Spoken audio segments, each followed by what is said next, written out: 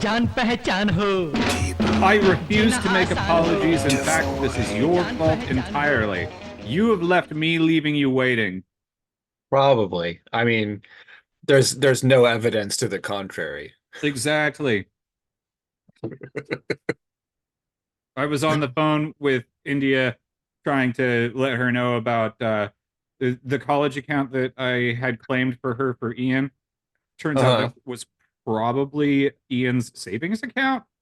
And the college account is actually still out there, and she's listed as the beneficiary, but because it's not technically the way a 401k works, apparently she's not the beneficiary if the decedent's dead. The technical heirs are the beneficiaries, and since our parents are alive, they're the beneficiaries. Ew. I thought that I knew how to handle it after talking to the people at the company that holds the account. And I had to go to the circuit court to get a specific affidavit. But as they were explaining to me, they're like, I don't think you should do this. If you get this affidavit to claim it, then that means that it's going to open up a estate account, and this money is going to be available for creditors to come after, because I would be claiming it as a creditor since I'm not the heir technically. And what a lot of nonsense. Yeah, and so then I called to talk to those people who at the Oregon College Savings, blah, blah, blah. And I was talking to them, and they're like, oh, I'm sorry, I can't tell you anything specific about this account. I'm like, that's fucking great. I don't need anything specific at all about this account. I need you to answer me these very simple questions. If I do this, will this happen? Right. Which and they're like, there's no reason they can't give you that information. Exactly. And so they were like, no, so I've never seen this happen, but if you're not the heir, then maybe that would be the thing. Like, all right, so I need to do a little bit more research, and I need to call and talk to either mom or dad, from what it sounds like, and have them file that affidavit with a court and as an heir, and not claim it and not open an account for an estate, and then just fill out the online thing. Can either one of them do that independent of the other? I am not sure about that, because technically they are 50-50 heir. Right. Do they need to cooperate? I don't know. And that's why I need to... Do you need to parent trap them? I might. That's why I need to do a little bit more research. And I was We have India similar know. faces and matching tattoos, so I guess we could switch places if that needs to happen as part of a scheme. We just have to be matching creditors then and be like, I burned his body with my money. No, I burned his body with mine. That's why I can actually take this money. You can always tell when I'm speaking the truth because I use that voice. I am the one. Yes, I'm absolutely truthful about all of this information. Remember me, Eddie? When I killed your brother, I talked. Just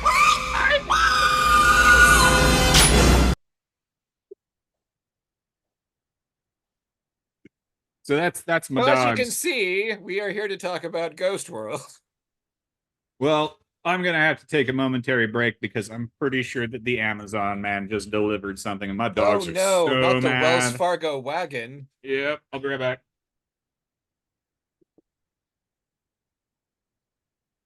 Folks, this amazing drama is unfolding in real time. Is it the Amazon man? Is it a serial killer? Maybe it is a guy dressed as Santa Claus wielding a machete saying, little Ted, let me come in. And Ted's being like, hey, not by the hair of my chinny chin chin. That's my Ted impression. It is uncanny. The other one was my Santa telling the truth impression, which I have used on many talk shows, late night chit chats with Colin Ferguson I think was the main one that he's been dominating the late night airwaves since 1977, I believe, in the United States. Oh, look, Ted seems to be back. I have definitely not been vamping this whole time, and you will find no surprises when you listen to it later. I like it, or I don't. We'll find out. And Or will we? we might. Yeah, the lady at It the could court, happen. she The was world asking. is full of possibilities. It's true. She was asking me if there was any other property or any other things that are in Ian's names. Like, far as I know, this is the last thing. Everything else has been claimed. She's like, But well, I mean, if but there's who other things knows? out there, then if we open up this account, then you understand that all is going to be available for predators to come after too. Well, see, that's what we don't want. I want all the money to go to India because she's the one who has it. Right. It's for her. Yeah. Yes. So There's got to be a simple way of making that happen. there must be, and I'm pretty There, sure that I there figured it certainly out. should be. But yeah, um, we'll have to figure it out. And I was explaining that to India, and she was very happy that I wasn't just like going with the thing and asking questions instead.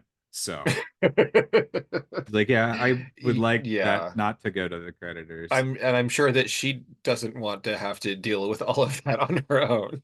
No, no, and it's also really tricky for her too because as I was saying to her, telling her about like the stuff that I've been doing, and we need to actually write wills ourselves at some point, and Yeah. uh, we keep saying that, but we haven't gotten there. And I'm working on doing the adult adoption for Haley, so that she won't have to go through any of this whenever Right. I beef it, because it's a whole bunch of bullshit, and it's as I told India, it's got to be incredibly hard for you to keep being told, well, no, you don't have any claim to this. Right. You're Yeah. not involved. Over and You have over no again. say.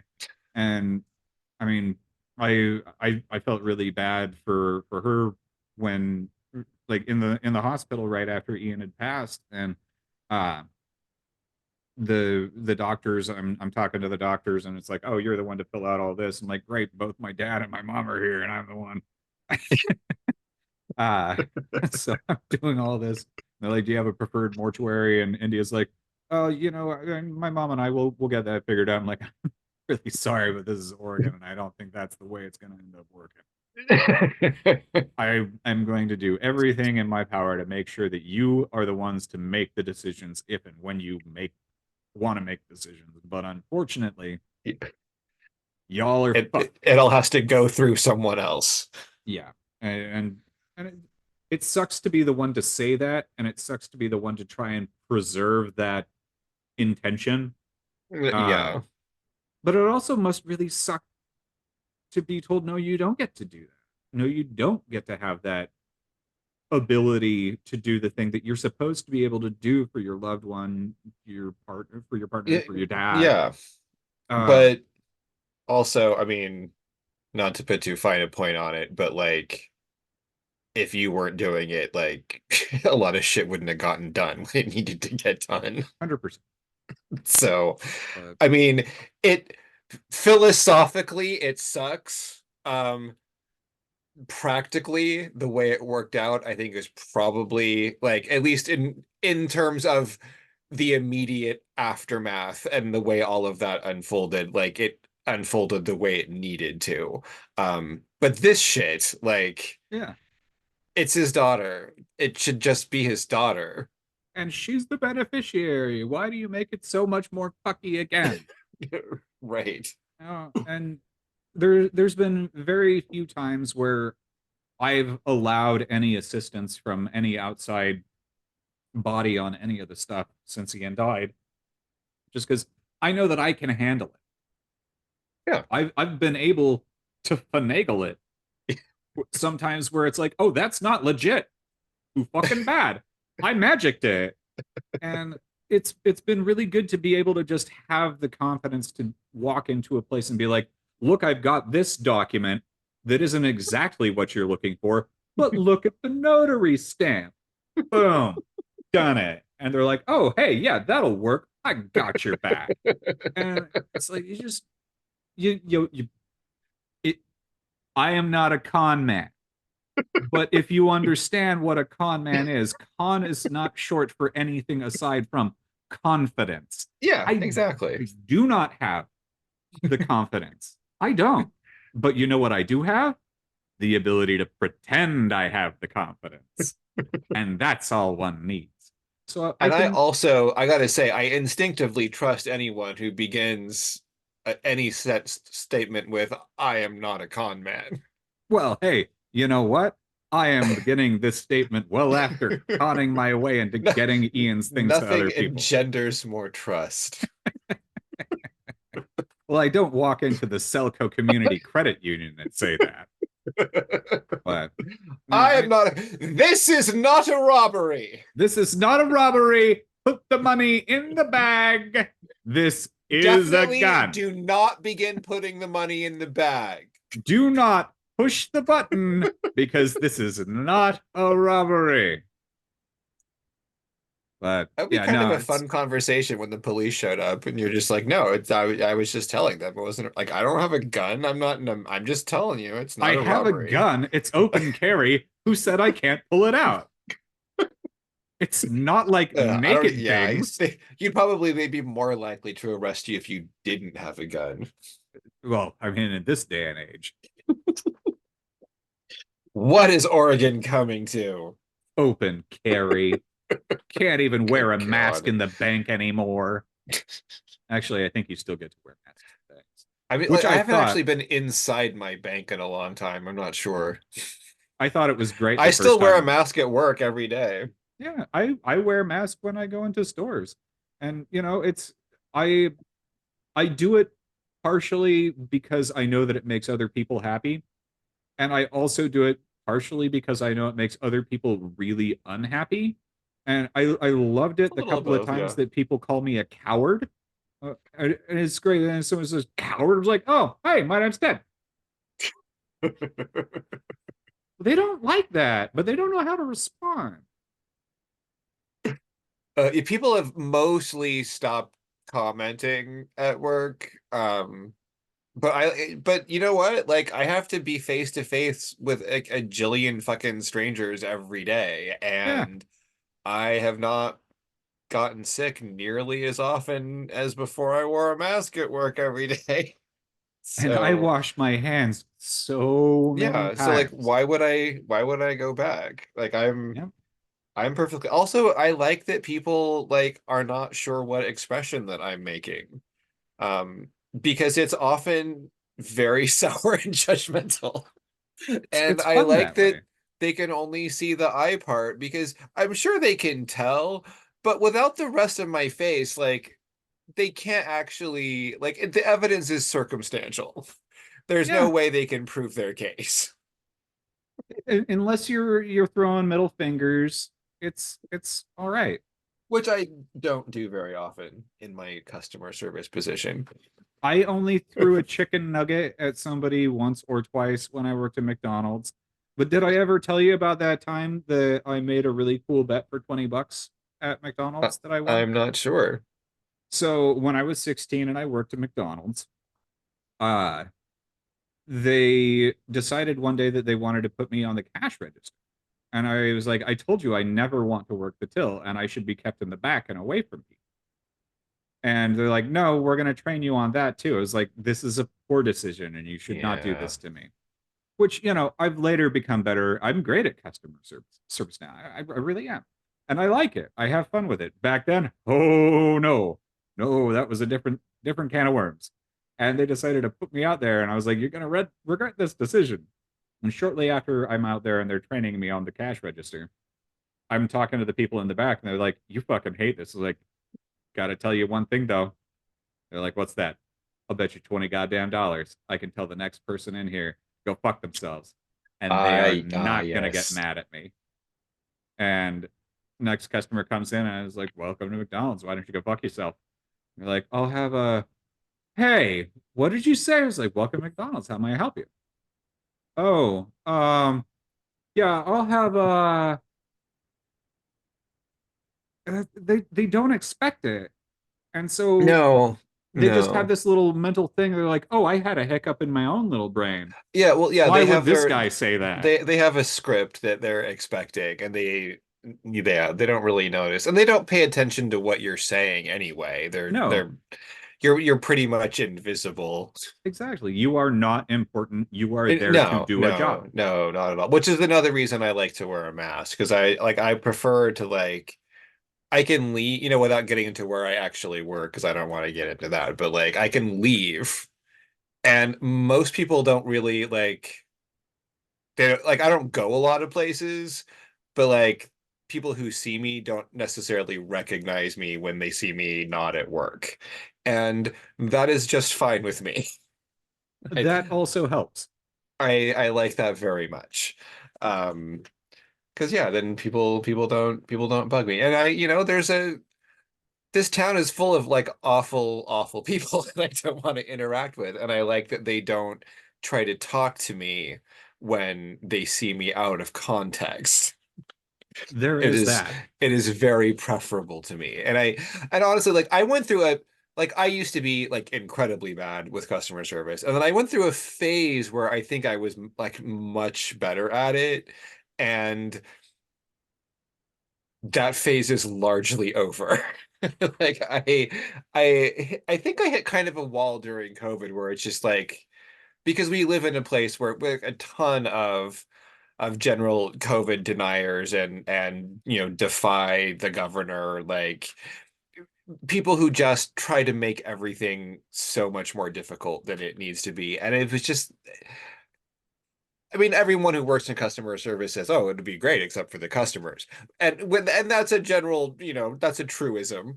But during COVID, that became so impossible, and I I lost patience with the process and never quite got it back. Here in Springfield, we had a restaurant during the worst of COVID times. I can't remember the name of the place. I believe it started with an M, but I don't give two flying fucks. They were a restaurant that refused to follow any of the COVID rules. Oh yeah, one They of remained those. open the whole Yeah. time.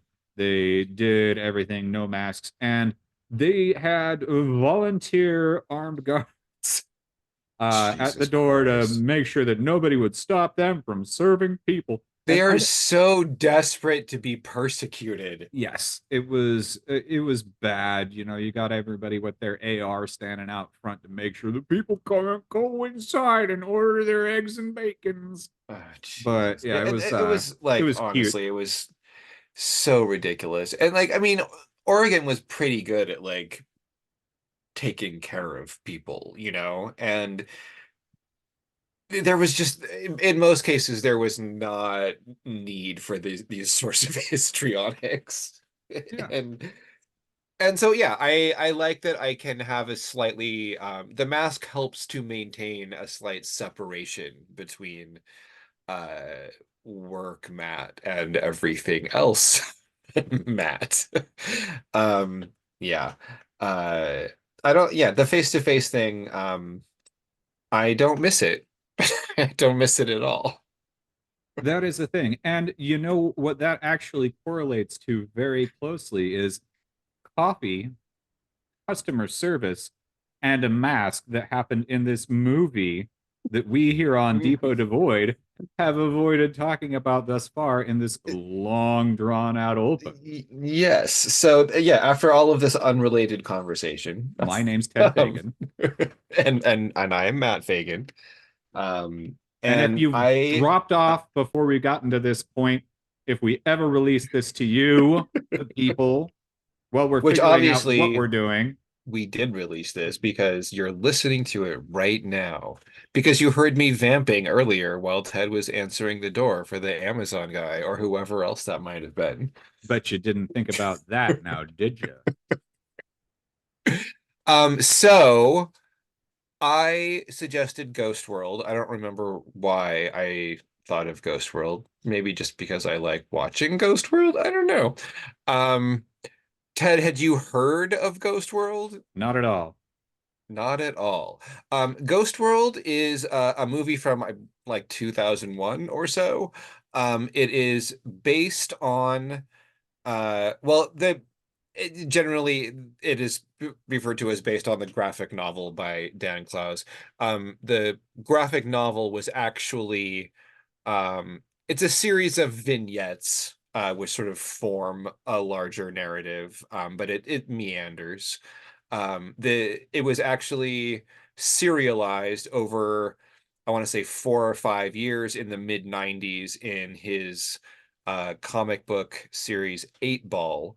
Um, when I saw this movie in the theater in 2001 when I lived in Chicago, and I loved it.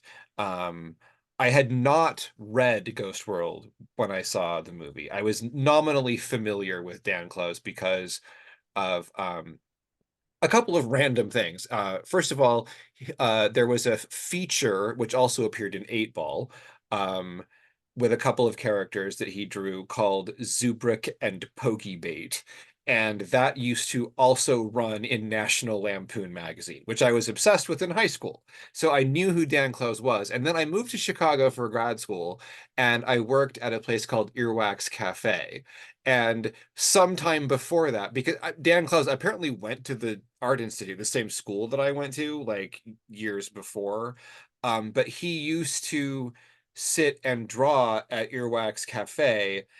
And so at some point in the past, the owner, Nick, had gotten Dan Clowes to draw the menu for the cafe at Earwax. And so I was familiar with him because of that. And I was like the guy that like drew the next menu when they had to finally redesign it.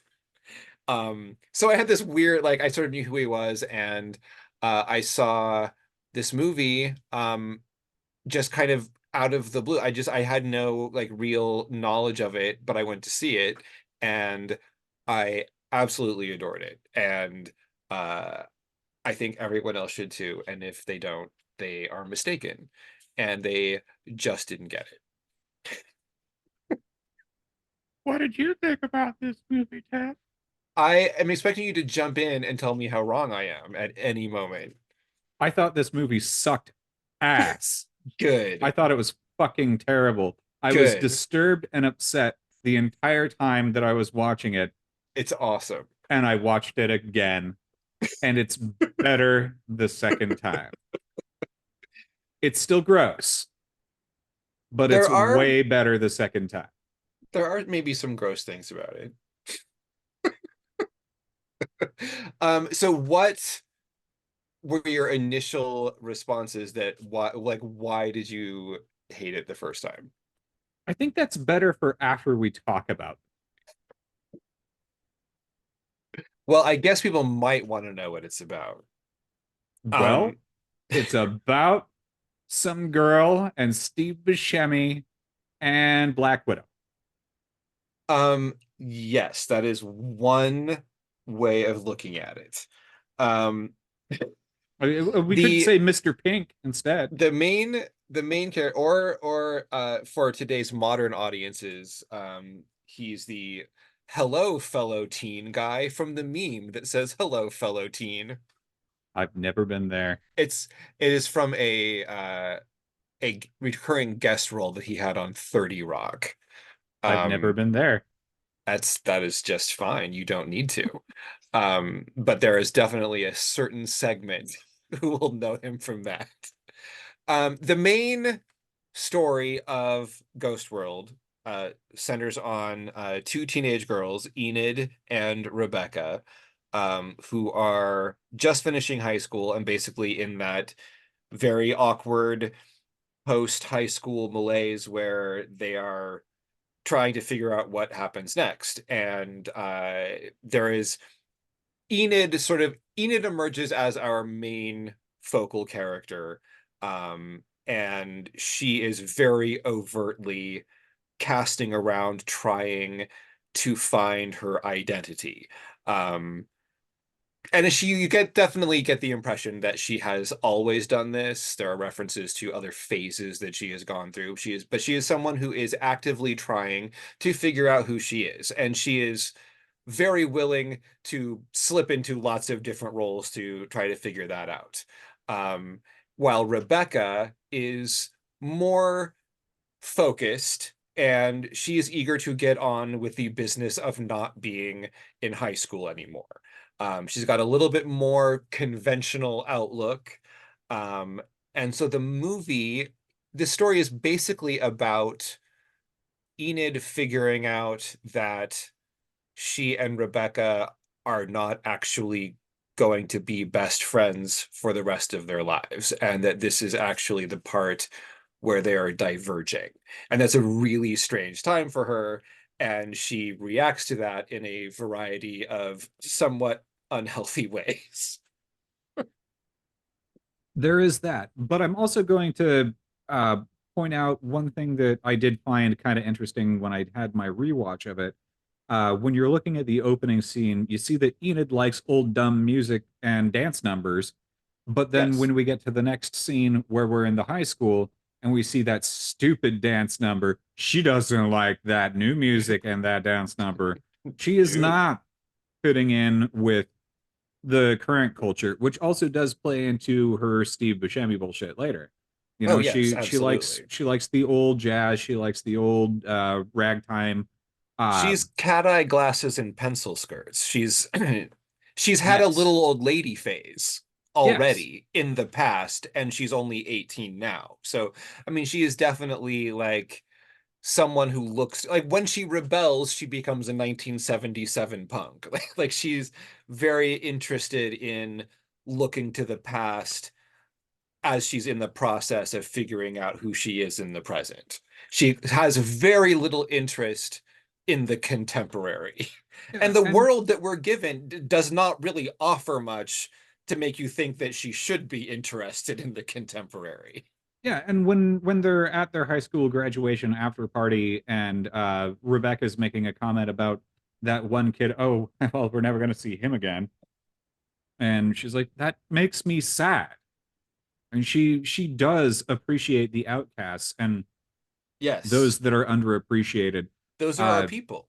yeah, and she loves them, even if she doesn't want to be near them. She loves them. Yes, absolutely. And I feel like I really get that. Like I get her very well. Like even I mean she is a very flawed character. And that is I mean I feel like I get her and I even like I get the mistakes that she makes. Yeah, And that's a huge part of why I love this story in general. The the Seymour bit, the Seymour journey is definitely off-putting, but like really interesting. it's superbly disgusting, but I get it.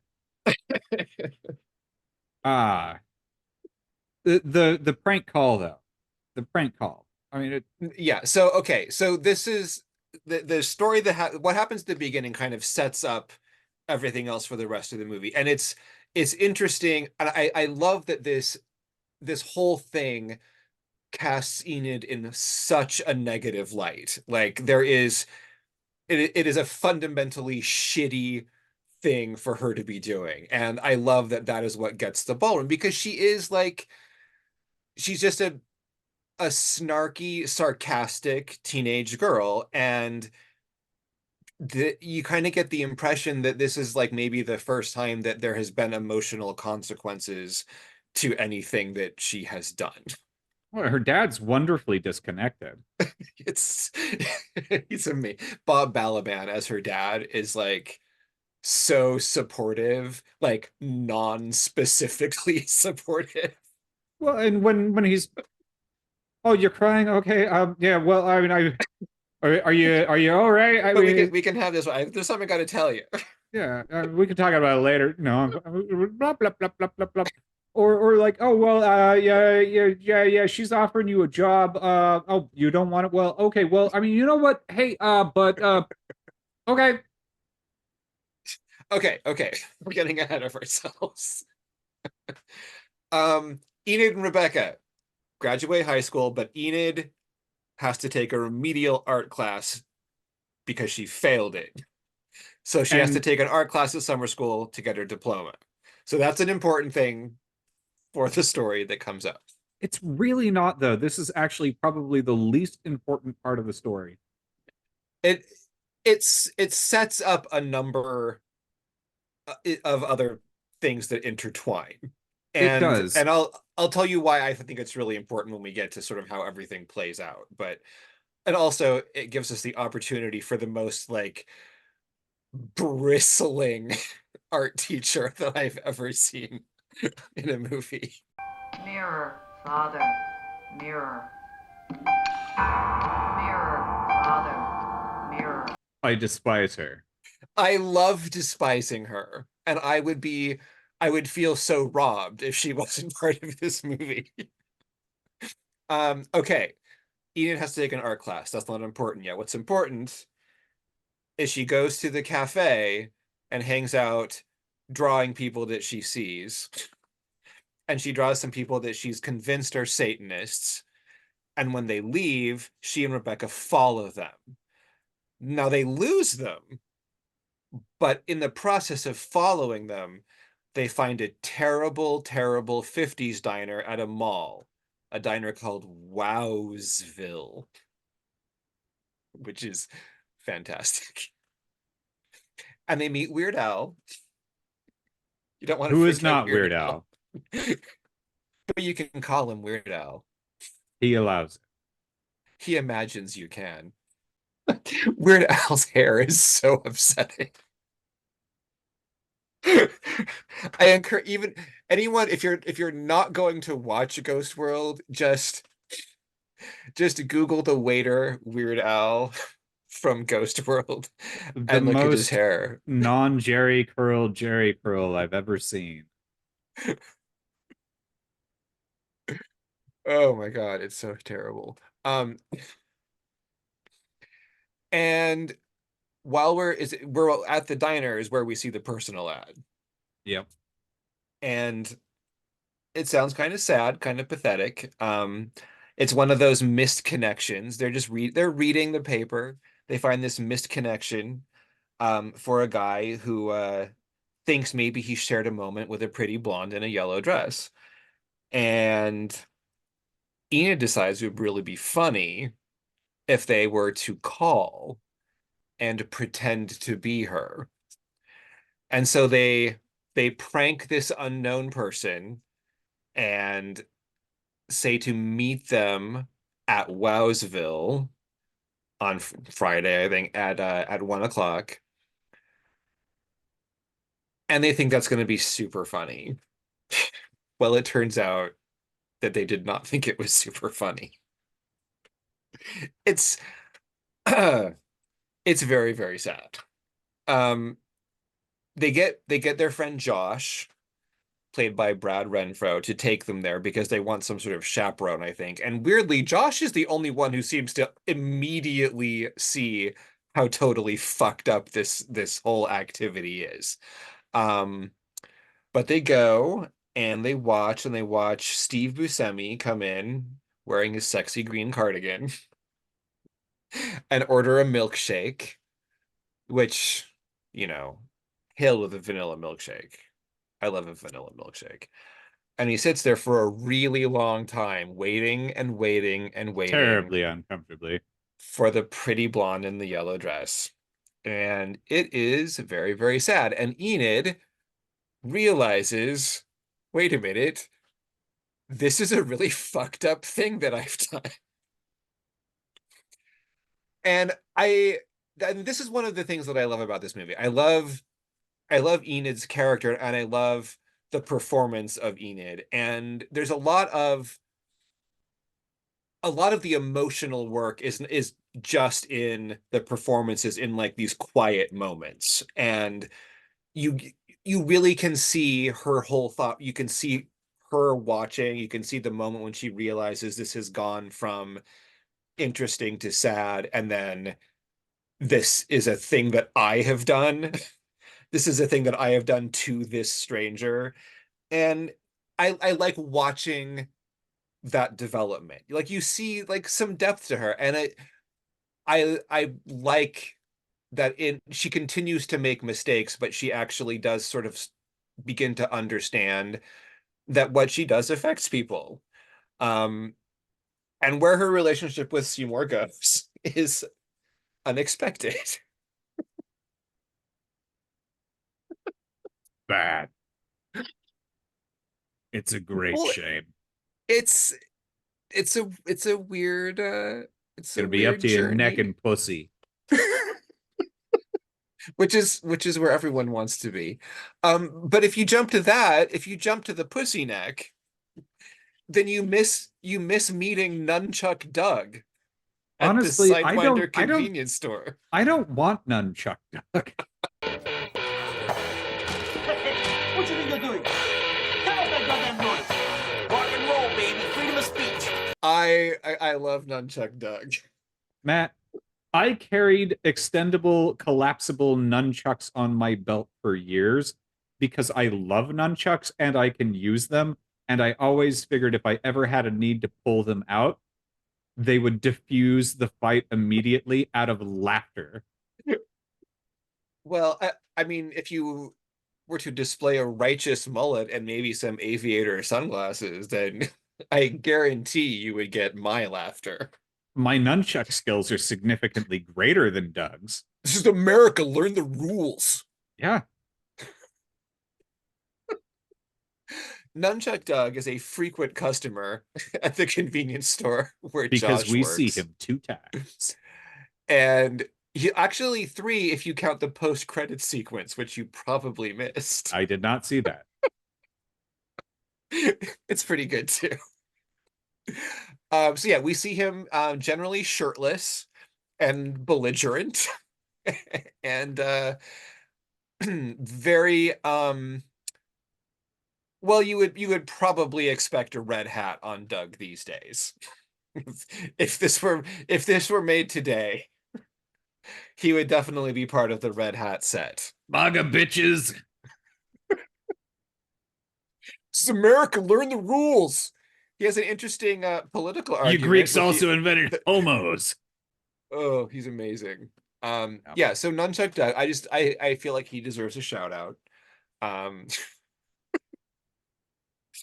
That actor is quite a chameleon because he plays in Scary Movie, the ridiculous parody of Scream from the Wayans brothers. He plays the analog to David Arquette's Deputy Dewey character. Never seen it. It's not worth watching. Please don't. Yeah, we're not going to do that. No, you will not gain anything by that experience. Anna Faris is lovely. It is a terrible movie. It is a terrible franchise. It's awful. Don't watch it. Noted. So yes, Seymour, the gentleman in question, Steve Buscemi, they decide to follow him when he finally decides to leave the cafe. And I guess Enid is really into stalking people in general is the first takeaway from She's the pretty gross. beginning third of the movie. She wants to see what his deal is, so they follow him home. And she observes that by the time he gets there, he doesn't even look that bummed out. And she thinks that maybe this sort of thing just happens to him all the time, which is super depressing. And I love this sequence as our introduction to Seymour, and I think it really does a wonderful job of casting Enid in a negative light, which is I love that we that's our starting point for her. I think her journey is somewhat redemptive, but not all the way. And I guess we're gonna take a little break, and we come back, we're gonna have to have a conversation about mirror, father, mirror. Mirror, father, mirror. This movie's terrible. It's not. It's bad, and we'll be back. It's awesome, and we're gonna watch it again. Ugh. Mirror, father, mirror. Welcome back to Old Man on the Bench Watch, where we watch an old man on the bench. Norman. He's waiting for a bus that ain't ever coming. I love Norman. He's in the comic book too. Good times. He's one of the most important parts. He's crucial to the ending of the movie. It's true. Okay, so and we took our time getting started on this. We might have to like bust through a little bit of this in terms of story. We are introduced to Ileana Douglas as the art teacher, Roberta. In she introduces herself by showing her class a preposterous black and white art film, which basically, if you were to imagine for yourself right now, preposterous black and white art film, that is exactly what you see. Mirror, father, mirror. Mirror, father, mirror. It is the most obvious and preposterous black and white art film that she could possibly have made, called Mirror, Father, Mirror. And that tells you exactly who she is. And as someone who spent some time in an art school, I gotta tell you, she works there, dude. There's like 4 of her. In every one. I am sure that every art school is essentially the same. Mine had at least 4 of her that I know of. And I am sure that they are plentiful in other art schools as well. She is someone who has very high views of art, but she is incredibly specific about the types of work that she considers worthwhile. And as I feel like this movie does a great job of presenting a character and a series of dynamics with her students that is not only like totally accurate to someone who has witnessed that world, but is also very very easy to understand and appreciate even if you never have. Like I think it's very beautifully wrought on the screen. And that is one of the reasons that I love this movie so much. Oh my god. It's so bad. She's It's so terrible. bad. She's unacceptable. So we get that going on, which is a struggle for Enid because this woman is not supportive of Enid, because Enid is not doing what she considers to be high art. She dismisses Enid's diary as light entertainment. She is not Comic bookish. not a good teacher. And while this is going on, Rebecca is getting a job and looking for apartments and trying to be serious about the plan that these girls have had since they were very young. And Enid continues to sort of flounder, and she finds out that Seymour and his roommate sell records on the weekends, and so she introduces herself and sort of insinuates herself into his life. Specifically in that situation, in the first watching of this movie, I thought that she was buying a record from him because she felt bad about what she had done. But on the rewatch, she's buying that record because she actually appreciates him Yes, and his situation and his taste in music, because that's the type of shit that she's into. exactly. And she loves Outcasts, and she's got a super huge boner for Outcasts who like her same Yes.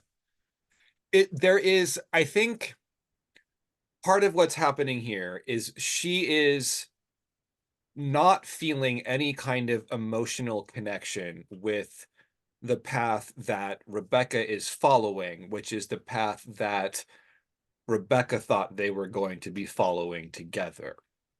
Enid is trying to figure out who she is, but more importantly, trying to figure out where she goes from here. And when she sees Seymour, I think it's not that she's like, I could be that. It's that here is a man who is like 40 something and still totally his own. 44. Okay.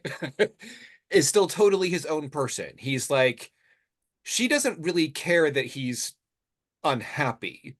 She cares that she's seeing someone who has made it to adulthood without turning into something else. At least that's what she thinks. She doesn't know who the fuck he was when he was 18, but she sees someone who is not whatever it is that Rebecca is on the verge of turning into. Because all she knows at this point is like she's figuring out that's not actually what I want.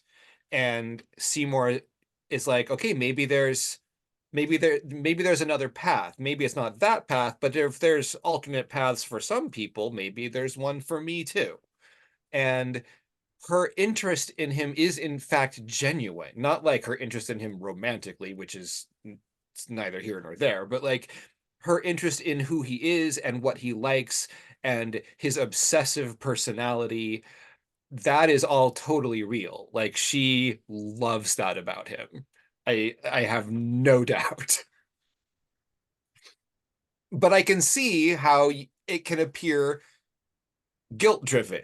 And I don't think that that's totally absent. And certainly when he eventually finds out, like she doesn't feel good about it, but she's not only there because she feels bad. And I think that even when she's like try to set him up on dates, like it's not like because she feels like she owes him. I think that it's because like she says, like she can't stand the idea of a world where a guy like him can't get a date. Like that that would suck. Like, and she feels that way, and so she wants to fix it. She can't fix her own life, so maybe she can help him. Yeah, no, and she's pursuing something that because she doesn't know what she wants to do, she ends up pursuing something that is beyond her. Yes. Yet also something that she wants to be wrapped into. It's not just like he said, God, what was it? Something you see, I couldn't imagine that you'd see me something more than a mere curiosity, a strange curiosity. Yeah, something like that. Yeah. And I can, yeah, I mean, it's interesting because like they both feel very real and like these sort of lived in identities. Like I feel like I know who Steve Buscemi is in this movie, even without sharing any of his specific interests. Like I totally get who he is as a character, and it's easy, like knowing who I am, like it is easy for me to see like the level of loneliness and unhappiness that he experiences in this movie. It's like it's definitely like it would not have taken many missteps for me to have found that exact same level of loneliness and unhappiness. And it's like it's palpable, and like there's this, and he feels like a very real person. And I also feel like his friendship with Enid,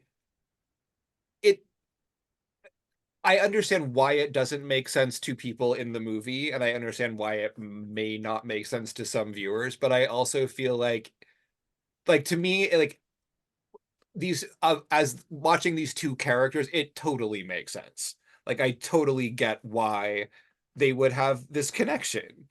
And I like seeing how Enid does not see how uncomfortable it makes Seymour at times. She has this weird, like she's a bit oblivious. And I don't think she sees, like, she honestly doesn't understand why Dana would feel threatened or why she would feel that their relationship is inappropriate. Like that seems weird to Enid. And I like that.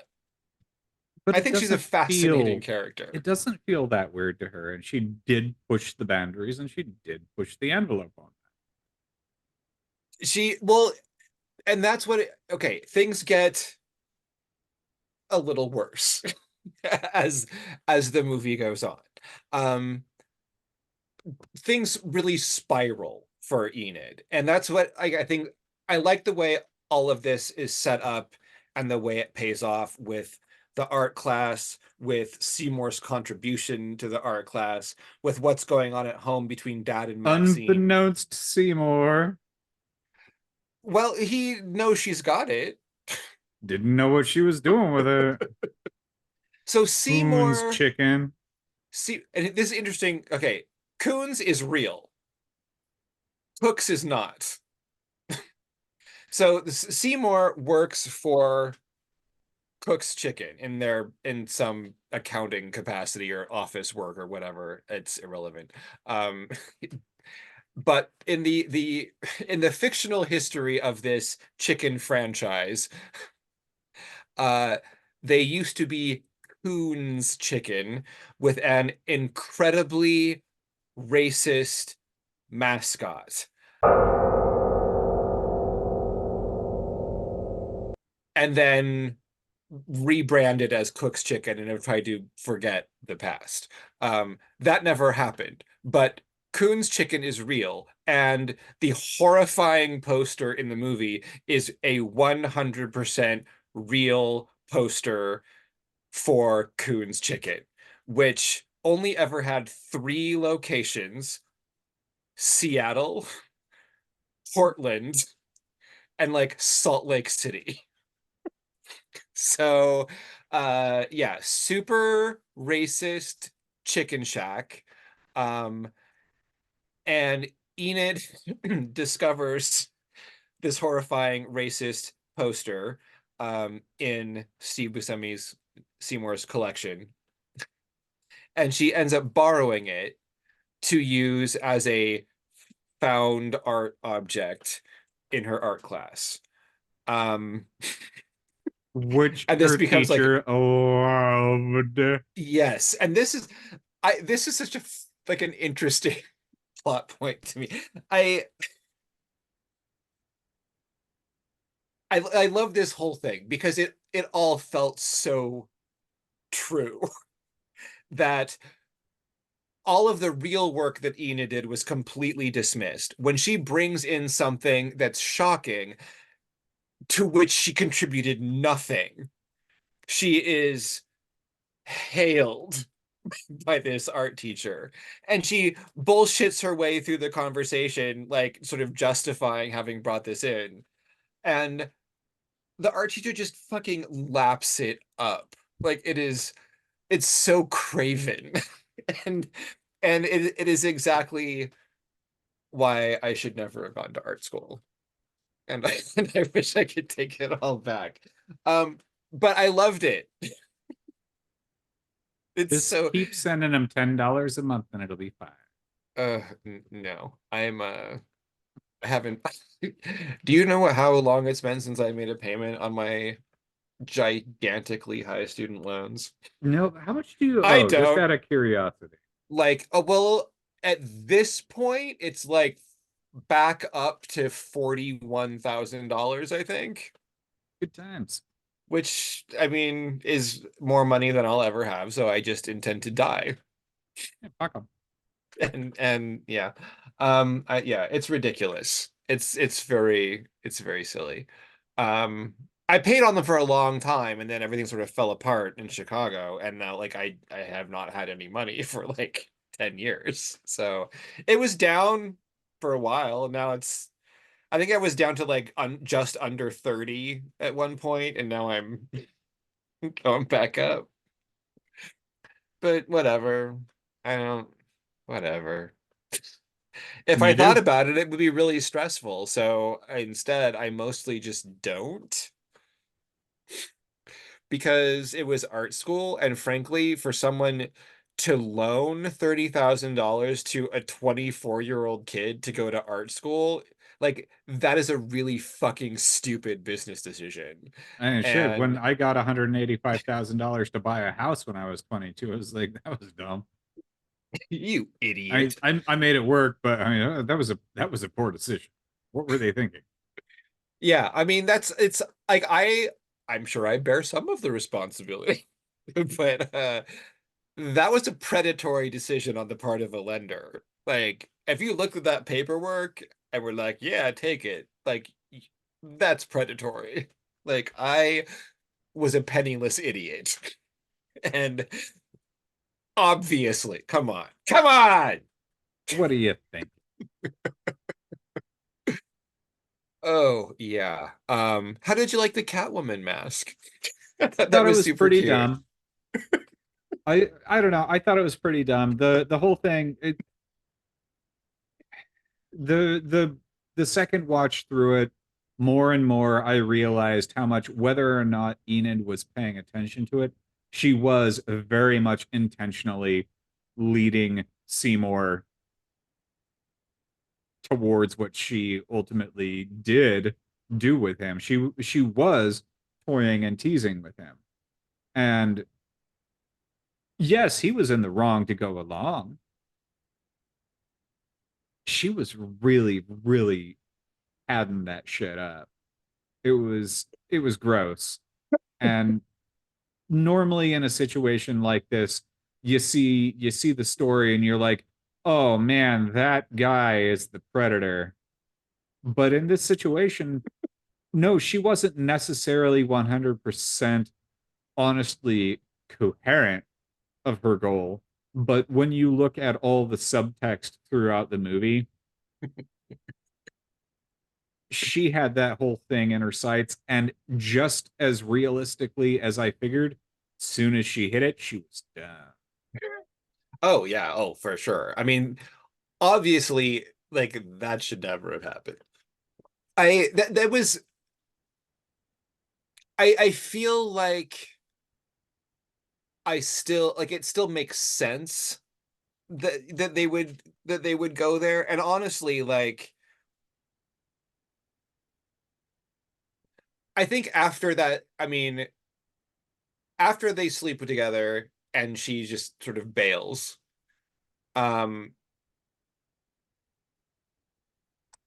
I think that they still end their relationship on like a fairly upbeat note. Like, Yeah. it was almost like they were just kind of like, the sexual tension was finally dealt with, and then they could get sort of move beyond it. It's interesting because that relation, it's hard to for them to, like, how could they have possibly approached that relationship as equals? Like, they couldn't really, just because they are too different and she's too much younger than him. But he's also not like he's not in an icky position of power over her in any way. Like, there's nothing, like, it's not, there's nothing fundamentally inappropriate about their pairing. Um, it's just that, like, she was definitely not they were not looking for the same thing in any way. So, like, there was no way for that to end really well. Like, Yeah. but I could see them, like, in another context, I could see them being people who hit it and quit it, and then, like, did figure out how to be friends after that, because now that that's out of the way, like, our similarities and intersecting interests can still give us like a good friendship, which is like where we were starting from in the first place. Right. Because I feel like they are, like, they have different interests, but they also are weirdly like similar people. Like, they could be fulfilling social friends with each other, like, if she, weren't leaving town as quickly as possible. There is that. Yeah, here's the thing. Like, the movie follows this trajectory of multiple endings in Enid's life. We've got the sort of bumpy thing going on with Seymour, but like definitely she and Rebecca are finally facing up to the fact that they are going to be following different paths. Her dad is bringing his old girlfriend back into the picture, and Enid has absolutely no interest in being part of that dynamic. And her whole thing with art school falls apart. Like, she was offered a scholarship and then it's rescinded. The fact that she's being forced to get a failing grade means that she's not even going to get her high school diploma because she needed to pass this art class to get her diploma. So Enid's life kind of starts falling apart pretty hard all at once. And there are, the way this movie ends, she sees Norman, who has become this weird, like, kind of stable figure in her life that she sees over and over again because he's always waiting on the bench for the out of service bus line. And then the bus comes and he gets on it and leaves. And so then Enid like goes home and packs, and she decides that she is going to follow suit because she's talked about, we see her talk with Seymour about this kind of fantasy of maybe just picking up and not telling anybody where you're going and taking off and starting a new life over from scratch. And if that indeed is something that she is ever going to do, like, this seems like a pretty good time to do it, because all of the stuff that she has going on is kind of coming to a conclusion. And that could be a happy ending. But there's an interesting debate among a certain segment of people, including apparently Tora Birch, who plays Enid in the movie, which, for the record, the Dan Clowes, who wrote the comic, and Terry Zwigoff, who directed this movie, both seemed surprised by this interpretation. So clearly it was not intentional.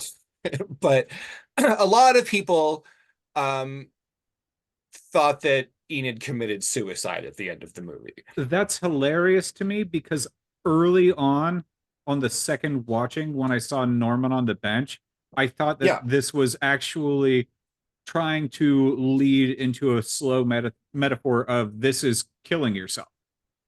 This is the exit. It's the out of service bus. You think I'm going to be around? You're wrong. Correct. I honestly thought that was what it was going for a very brief period of time, until we got to the end when he got on that out of service bus and left, and she saw that happen and she was like, I want to do that too. What it really was, it's death of the past self. It's moving on. Yeah, it's the cleanest, sweetest way of saying, I'm done with what I've done. I fucked it up. I'm letting it go. It's not even necessarily that she left town. We're not even necessarily seeing that. It's that's done true. with that's my end. Valid. And yeah, I mean, it's not killing. It's saying I'm over that period. Well, and I think that using that particular filmic language, and I think that is intentional. I believe that for people who think that Enid committed suicide at the end of the movie, I think that's totally valid. I think that is absolutely a way of looking at what happens that is supported by what you see on the screen, because we see Norman get on the bus, and I think there's a lot to say for the idea that Norman was just kind of waiting for death. I think that you could definitely make that argument, and that was a really old, out of date bus, even 25 years ago. It had been closed down for 2 years at least, is what they had said, and he's just there every day.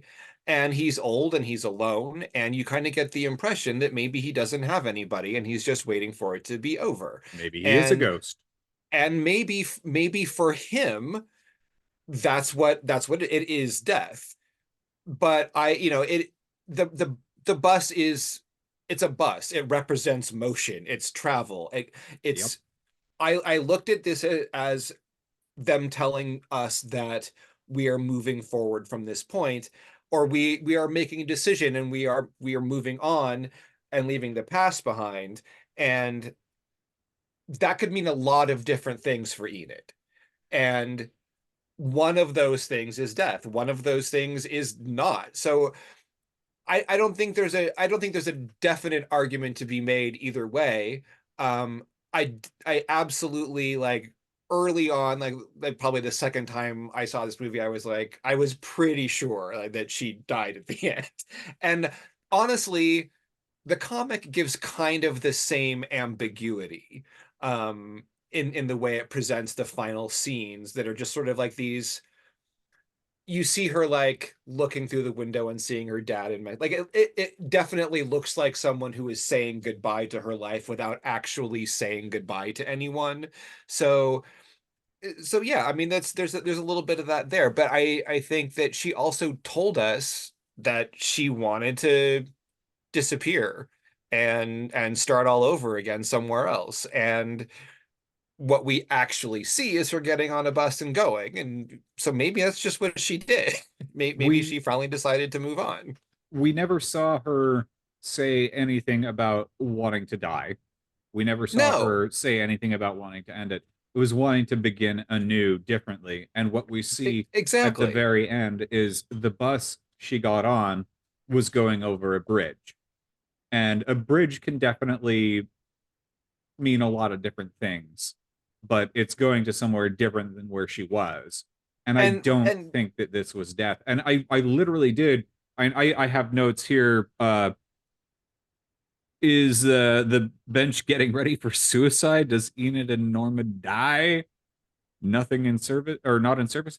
I mean, that's something that I had written on there, but no, I mean, that's not anything that I believed toward the end.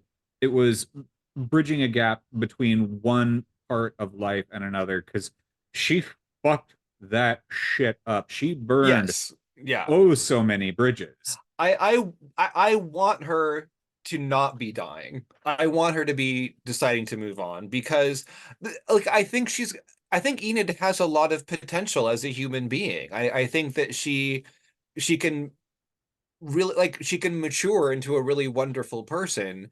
And we just see such a small piece of her life during a period of great emotional turmoil.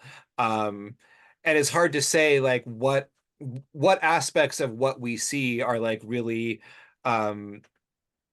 the most important parts of her personality. and we see so little that it's hard to say. But I find her really interesting, and it's a character that I want to see her do better, and I think she's capable of doing better. And I would love to, like, check in with her in 10 years and see what she's up to now, because I think that she could be a really interesting gal. A lot better than what we saw. This is a snapshot of a shitty time of somebody who's not necessarily shitty, but sure as fuck really made a mess.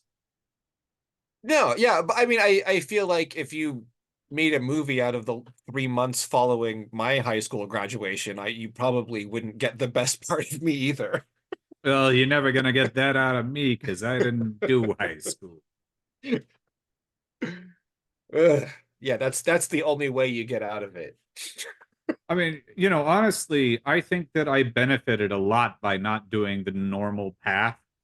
But I mean, worked for you. Yeah, it also was really, really weird. I went to college out of embarrassment. So,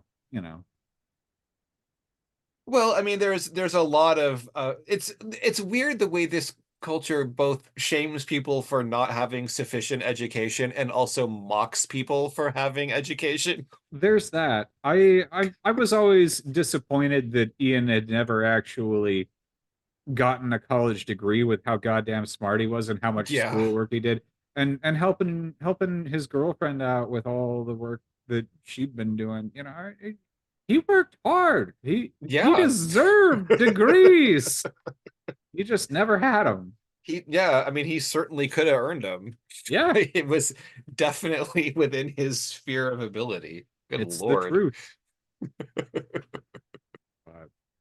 The truth. So aside from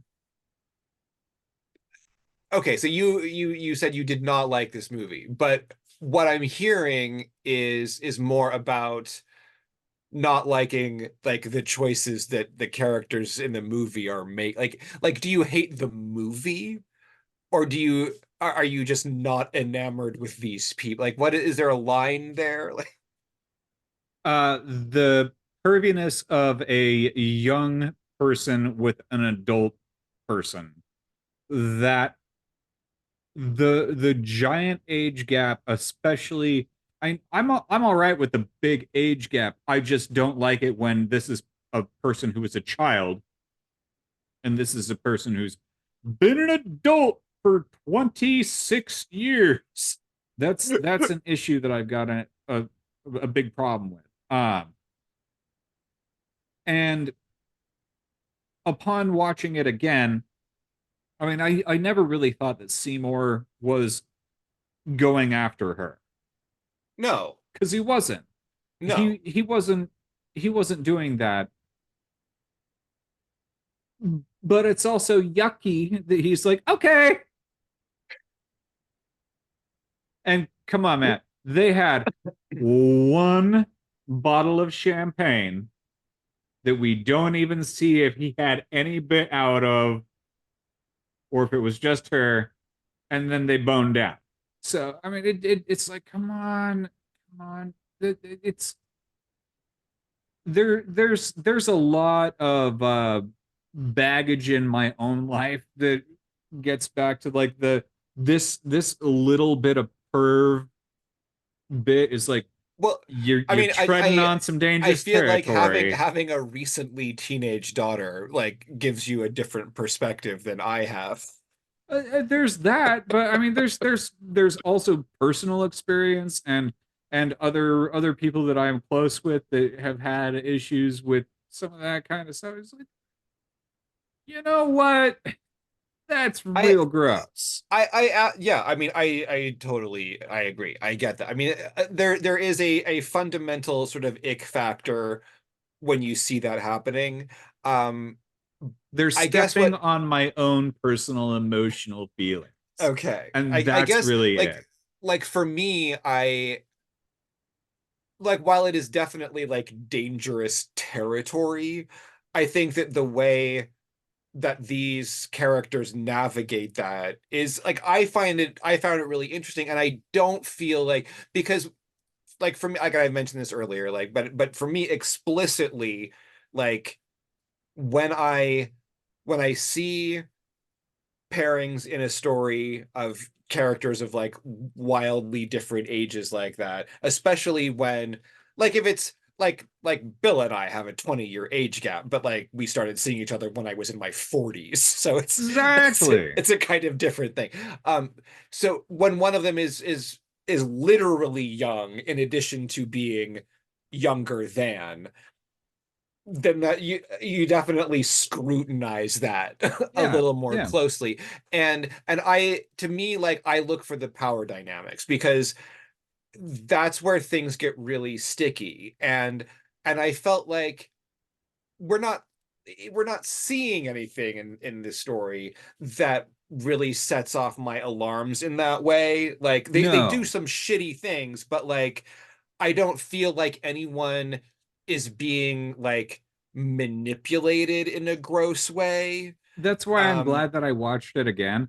And also the power dynamics. I think that to make the story work right, I think that's why they wrote it the way that they did. They took any potential power away from Steve Buscemi. Uh yes.